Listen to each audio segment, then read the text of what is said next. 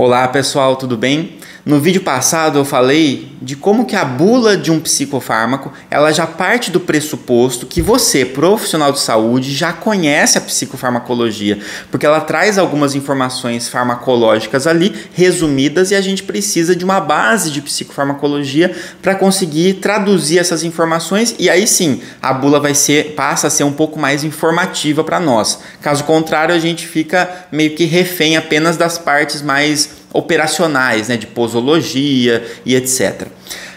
Mas além disso, é muito interessante que o profissional de saúde conheça não apenas como que o medicamento funciona, mas como que o nosso cérebro se organiza e qual é a correlação que a gente tem entre os transtornos psiquiátricos e alterações neurobiológicas, quer dizer, alterações nos circuitos neuronais, como é que esses neurônios funcionam, como é que esses neurônios podem estar alterados, a neurotransmissão por serotonina, noradrenalina, dopamina, glutamato, GABA, que são os neurotransmissores envolvidos aí em boa parte dos transtornos, né? E entendendo então como que eles estão alterados nos transtornos psiquiátricos, a gente consegue entender como que esse mecanismo de ação dos medicamentos modifica, altera, tentando trazer aí um benefício para o paciente.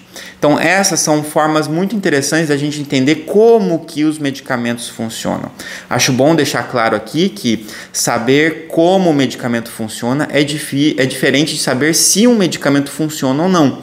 A gente descobre se um medicamento funciona ou não através dos ensaios clínicos. Os ensaios clínicos mostram que pacientes que usaram o medicamento melhoraram mais que pacientes que não usaram o medicamento. Esses são os ensaios clínicos.